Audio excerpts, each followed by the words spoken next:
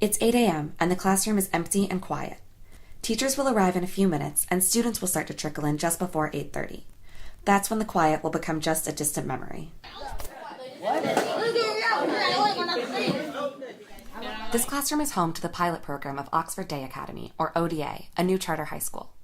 ODA will open next fall in East Palo Alto, but this year they're running a pilot program with Sankofa Academy, a public school in Oakland. The community is excited for ODA to launch next fall. Tiffany Howtow, chair of ODA's Parent, Youth, and Community Advisory Board, and a founding parent, says her daughter Genesis needs more one-on-one attention than she's gotten in other schools, and she's homeschooling her until ODA opens.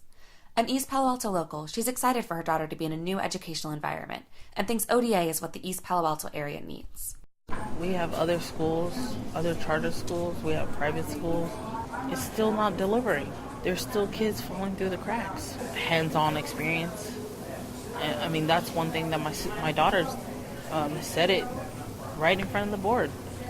I'm excited for Oxford Day Academy because I'm going to be able to learn outside of a classroom. And I don't see this platform anywhere in East Palo Alto.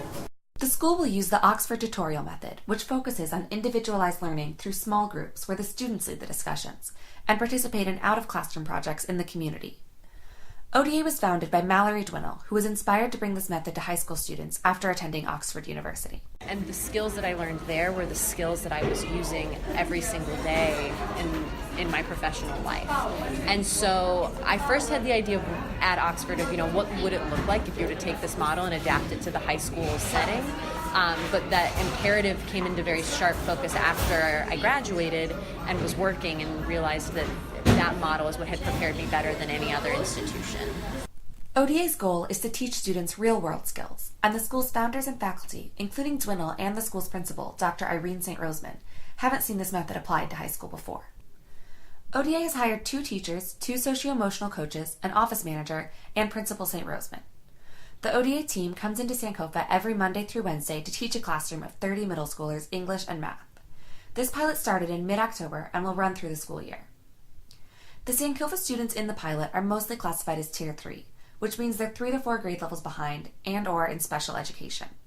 They're an energetic bunch, and St. Roseman says it's a good challenge for their team to work with this group, since ODA hopes to serve similar students who have not succeeded in mainstream schools. So what we are trying to do is to target those students who are not doing well, who are not, or the traditional way is not their way. It doesn't work for them in the classroom. And so what we are guessing, right, is that we may have, at minimum, a third of the students who kind of reflect this population. Right now, the staff is trying different methods to best reach these students. When I visited, they started the day by letting students play chess for an hour to calm down and ease into the day, rather than starting with rigorous academic work. What can we do differently? And so now we're trying chess, we're trying these different things to settle in. So it's just ongoing learning. The staff said that the students responded better to this method. The pilot is in its early stages, so even though ODA has run successful pilots before, the team is testing different learning techniques. St. Roseman said that she anticipates the transition to the Oxford style will be easier when the school opens in the fall. Once students are enrolled, they'll meet with staff and have a 3-week summer school session to introduce the teaching style. For the rest of the day, groups of students work with staff on reading reflections, math instruction, and more. St. Roseman says that more aspects of the Oxford model will be introduced as the year moves on. It's clear from the community support and the 12 founding parents' enthusiasm, including Tiffany Howtow, that some parents and students in East Palo Alto are ready to try this new educational style. This is Virginia Fay for the Peninsula Press, a project of Stanford Journalism.